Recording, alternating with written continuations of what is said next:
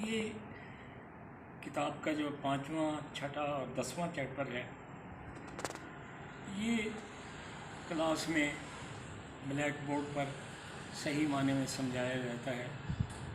इसलिए इन 3 चैप्टरों को तो वहाँ के लिए हम छोड़ते हैं। 7वां, 8वां, 9वां और 11वां ये चैप्टर यहाँ पर हो सकते हैं। अभी हम 7वां और 11वां जो है इनको थोड़ा थोड़ा शुरू करेंगे। 7वां भी थोड़ा सा पढ़ेंगे, 11वां भी पढ़ लेंगे। तो 7वां चैप्टर थर्मोकेमिस्ट्री है। इसमें जो 7.1 है ये शायद आपके सिलेबस में नहीं है। सिलेबस में उसने लिखा 7.3 से है, लेकिन नीचे जहाँ उसने होमवर्क लिखा है वहाँ उसने तारीफ़ें दी हैं सिस्टम, सराउंडिंग और स्टेट फंक्शन। पहली बात ये है कि सिस्टम क्या चीज़ है। हर वो चीज़ जिस पर वर्क हो रहा हो, जिस पर क्लासरूम में गौर ख़ौज़ हो रहा हो, लेबॉर्ट्री में जिस पर वर्क हो और क्लासरूम में गौर ख़ौज़ हो, अंडर कंसिडरेशन हो, हर उस चीज़ को हम सिस्टम कहते हैं। सिस्टम के इर्द गिर्द जो चीज़ें भी हैं उनको हम सराउंडिंग कहते हैं। और सिस्टम और सराउंडिंग को अलग करने वाली जो चीज़ है उसको हम बाउंड्री कहते हैं। जैसा कि हम देखते हैं कि एक कप हमने रखा है मेज़ के ऊपर, तो हमारा जो कप है वो सिस्टम है, लेकिन जो मेज़ है उस मेज़ के ऊपर जो कोई और चीज़ें रखी हुई हैं वो हमारी सराउंडिंग है। ये तो हो गया सिस्टम और सराउंडिंग। साथ है स्टेट फंक्शन। मैक्रोस्कोपिक कंडीशन, बड़ी कंडीशन सिस्टम की जो होती है उसमें टेम्परेचर आता है, उसमें प्रेशर आता है, उसमें वॉल्यूम आता है। ये जो हैं इनको कहते हैं स्टेट फंक्शन।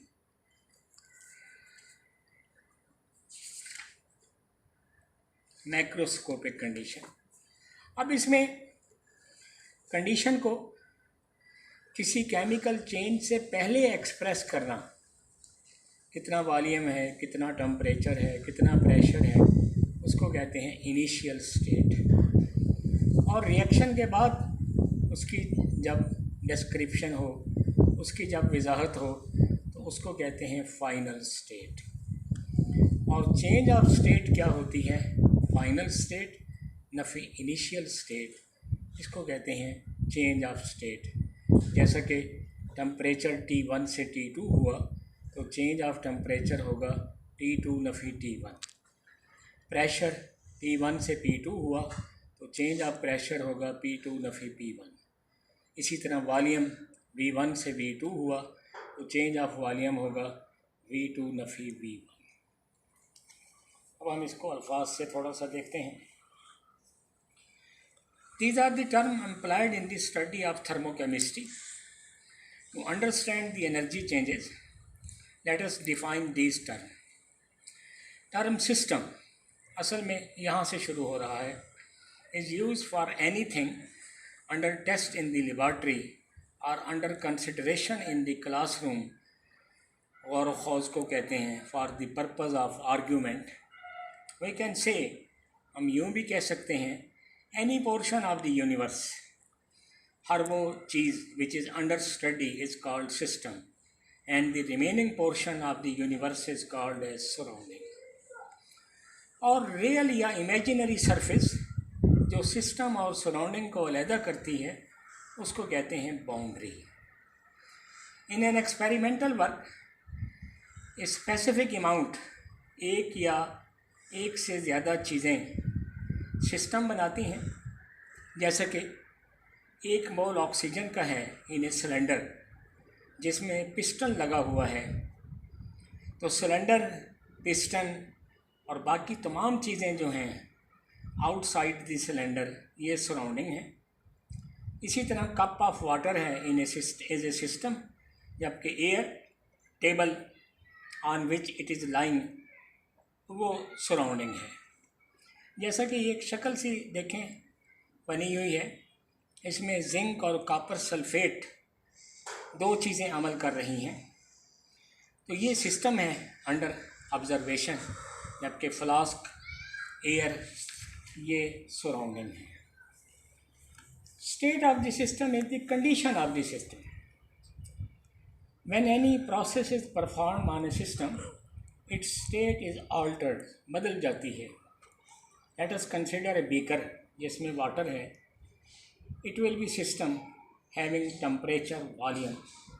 तो ये जो इनिशियल कंडीशन होगी उसको कहेंगे initial state. We heat the beaker, हमने उसको गर्म किया। System will undergo a change after heating. The final condition will now be called final state. By comparing initial and final state, हमें change in state मिल जाएगी। जैसे कि T1 and T2 temperatures हैं water के बिफोर एंड आफ्टर हीटिंग, तो change of temperature delta T होगा T2 Nafi T1। एक state function की यहाँ इसने बाकायदा तारीफ़ की है। Macroscopic property of a system which has some definite values for initial and final state, और सबसे बड़ी बात कि उसका रास्ते पर इन्हसार ना हो। रिएक्शन ने बड़ा रास्ता इख्तियार किया, छोटा रास्ता इख्तियार किया, उस पर उसका इन्हसार ना हो, and which is independent of the path adopted to bring about a change. Capital letter, बड़े हरूफ जो हैं वो हम अलामतों के तौर पर यूज़ करते हैं, जैसा कि प्रेशर के लिए P है, टेम्परेचर के लिए T है, वॉल्यूम के लिए V है, इंटरनल एनर्जी के लिए E है, एंथैल्पी के लिए H है। V1 इनिशियल वॉल्यूम है, चेंज हुई V2 हो गया, तो change in volume delta V होगा V2 Nafi V1। This change in volume can be brought about by changing the temperature or pressure. V is a state function, so delta V यानी state function वो property होती है जो direction पर depend ना करे, उसको कहते हैं। So delta V will be independent of the way the volume of the gas has changed. It will only depend the initial and final volumes of the gas. Internal energy first law लंबा हो जाएगा, तो first law of thermodynamics एक छोटा topic है, इसको देख लेते हैं। ये टॉपिक फिर कल के लिए हो जाएगा। फर्स्ट लॉ ऑफ थर्मोडाइनमिक्स क्या है? Energy can neither be created nor be destroyed. ज़्यादा से ज़्यादा क्या है, एनर्जी की फॉर्म तब्दील हो जाएगी। ये फर्स्ट लॉ ऑफ थर्मोडाइनमिक्स है। तो या हम यूँ कह सकते हैं कि एनर्जी का इन्हसार इनिशियल और फाइनल स्टेट पर है, रिएक्शन के रास्ते पर नहीं है। ये law of conservation of energy भी कहलाता है। Energy can neither be created nor be destroyed, it can change from one form to another. ऐसा हो सकता है कि सिस्टम डिस्ट्रॉय कर दे एनर्जी को, क्रिएट करें, अलबत्ता ये भी हो सकता है कि it exchange energy with its surrounding, लेकिन energy change with the sum of मजमूआ होगी both heat and work, so the total energy of system and surrounding remain constant। ये एक शक्ल है, इसमें देखें एक बर्तन है, सिलेंडर है, उसमें गैस है जिसके ऊपर मूवेबल पिस्टन है। हमने इसको थोड़ा सा हीट किया है। हीट करने से क्या हुआ है कि नहीं, हमने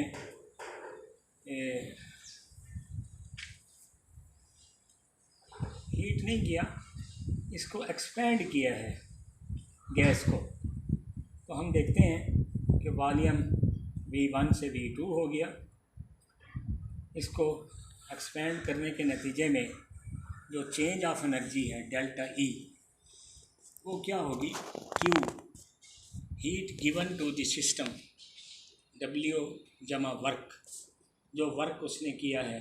और वर्क क्या किया है कि उसने पिस्टन जो है उसने अपनी पोजीशन बदल ली है, एक जगह से दूसरी जगह पर चला गया है, ये वर्क है।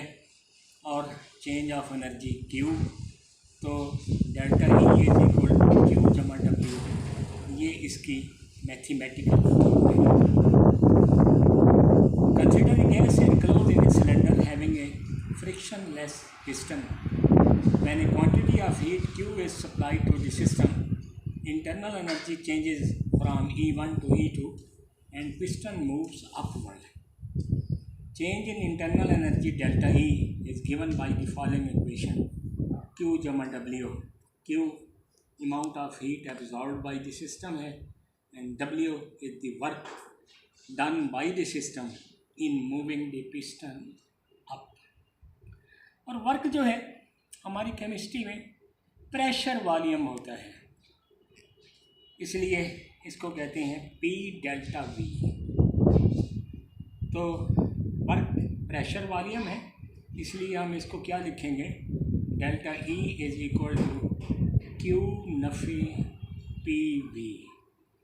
यहाँ वर्क जो है असल में सिस्टम ने सराउंडिंग पर किया है, क्योंकि पिस्टन ऊपर मूव कर गया है, सिस्टम ने सराउंडिंग पर वर्क किया है। और जब सिस्टम सराउंडिंग पर वर्क करे तो उसके लिए हम मनफी का निशान लगाते हैं, इसलिए हमने P डेल्टा V के साथ मनफी का निशान लगाया है और ये फॉर्म आ गई delta E is equal to Q नफ़ी P W V। When the piston is kept in its original position, अगर पिस्टन की पोजीशन ना बदले, यानी दूसरे लफ्ज़ों में डेल्टा V ज़ीरो हो, वर्क ना हो, क्योंकि वर्क है P डेल्टा V, जब वर्क नहीं होगा डेल्टा V ज़ीरो होगा, पूरा वर्क ज़ीरो हो जाएगा, तो क्या फॉर्म रहेगी, delta E is equal to Q V. इसका मतलब है change in internal energy at constant volume is equal to heat absorbed by the system and the work is zero. और ये छोटा सा एक सवाल होता है, प्रूफ दैट क्यू वी बराबर है डेल्टा ई। थोड़ा सा 11वें चैप्टर का एक पेज देखते हैं। रिएक्शन किनेटिक, इसमें कहता है कि केमिस्ट्री की वो शाख जिसमें रिएक्शन की रफ्तारों को देखा जाता है, रेट्स ऑफ केमिकल रिएक्शन को देखा जाता है, उसको कहते हैं केमिकल किनेटिक। रिएक्शन असल में 3 किस्म के होते हैं। एक ऐसे रिएक्शन हैं जो बहुत फास्ट हैं, फ़ौरन इंस्टेंटेनियसली हो जाते हैं जैसा ही रिएक्टेंट को मिलाया जाए, फास्ट रिएक्शन है।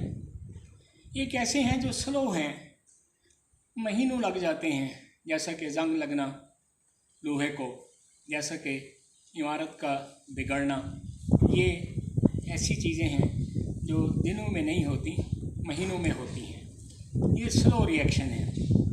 लेकिन एक तीसरी किस्म है जिनको हम कहते हैं मॉडरेट रिएक्शन। तो जो फास्ट रिएक्शन है, जो स्लो रिएक्शन है, उनकी रफ्तारों को नहीं हम मालूम करते, हम सिर्फ जो मॉडरेट रिएक्शन है उन्हीं की रफ्तारों को स्टडी करते हैं, उन्हीं की रफ्तारों को देखते हैं। It is a common observation that rates of chemical reaction differ greatly.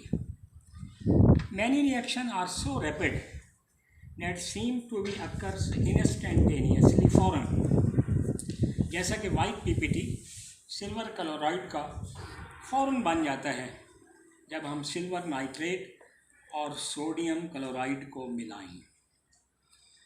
Some reaction proceed at moderate rate, जैसा कि हाइड्रोलिसिस ऑफ एस्टर है, लेकिन still other reaction take much longer time, जैसा कि रस्टिंग ऑफ आयरन है, chemical weathering of stone work है, पत्थर के पर मौसमी असरात ऑफ building by acidic gases in atmosphere and fermentation of sugar.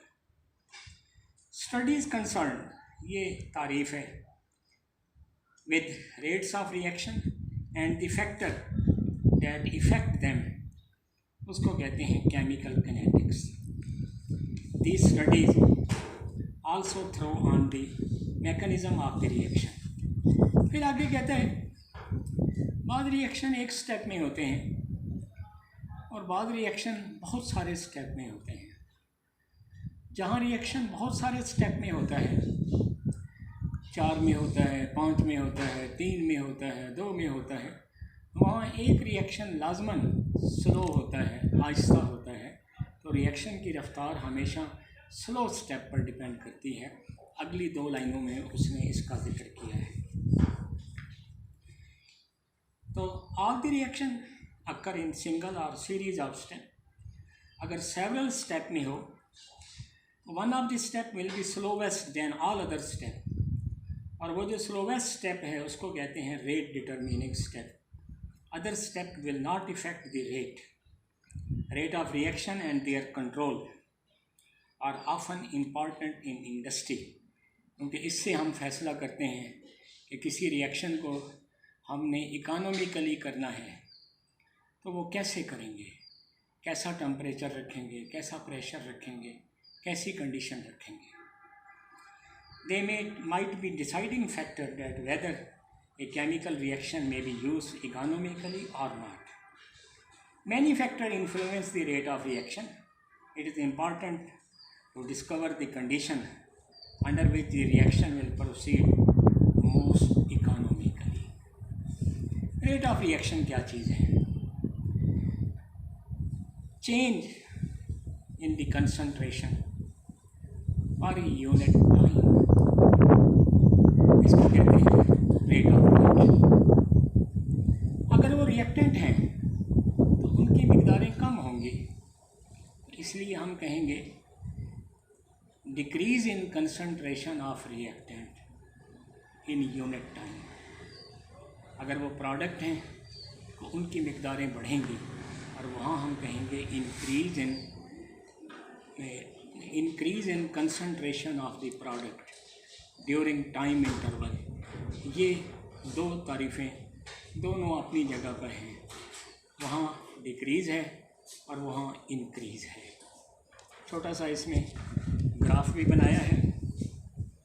Graph में देखें, रिएक्टेंट का ग्राफ कम हो रहा है और प्रोडक्ट का ग्राफ बढ़ रहा है, क्योंकि प्रोडक्ट की मिकदारें बढ़ती हैं और रिएक्टेंट की मिकदारें कम होती हैं।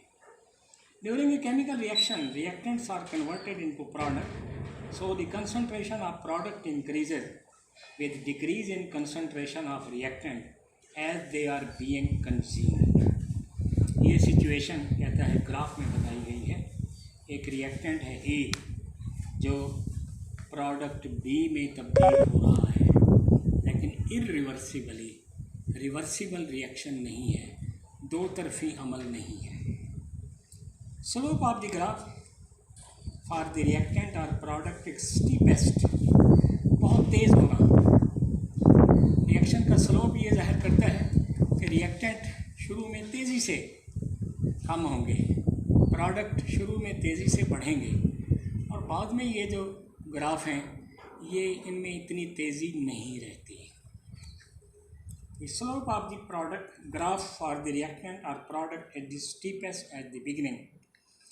रैपिड डिक्रीज़ होता है in the concentration of reactant, और रैपिड इंक्रीज़ होता है in the concentration of product as the reaction proceed. ये स्लोप लेस स्टीप होता है, indicating that the reaction is slowing down with the time. It mean that rate of reaction is changing, तब्दील होता रहेगा every moment. तो इसमें कहता है कि ये कर्व है जिसमें हमने कंप्लीशन की रिएक्शन की स्टेज भी दिखाई है कि हम देखते हैं रिएक्टेंट 0 पर चले गए हैं और प्रोडक्ट जो है सबसे ज़्यादा हैं। तो rate of concentration is the change in concentration of reactant और the product divided by the time taken by the change for the change. Rate of reaction की इकाई क्या होती है? कंसंट्रेशन मोल्स पर लीटर में है और हमारा टाइम है सेकंड में, तो मोल्स पर लीटर पर सेकंड। रेट ऑफ रिएक्शन की units concentration divided by time है। कंसंट्रेशन मोल्स पर लीटर में है, टाइम सेकंड में है, तो ये उसकी इकाई बनेगी। गैसियस अगर हालत है तो उसमें प्रेशर की तब्दीली होती है, यूनिट्स प्रेशर के होते हैं। तो change in concentration of reactant A and product B is much more, बहुत तेज़ है एट द स्टार्ट, फिर ये बाद में डिक्रीज़ होता है। Reaction rate decreases with time, वक्त के साथ कम होता है। इट नेवर रिमेन यूनिफॉर्म, एक जैसा नहीं रहता। During different time period it decreases continuously, ये मुसलसल कम होता है। टिल द रिएक्शन सीजेज, जब तक रिएक्शन मुकम्मल ना हो जाए। इसको बंद कर दो।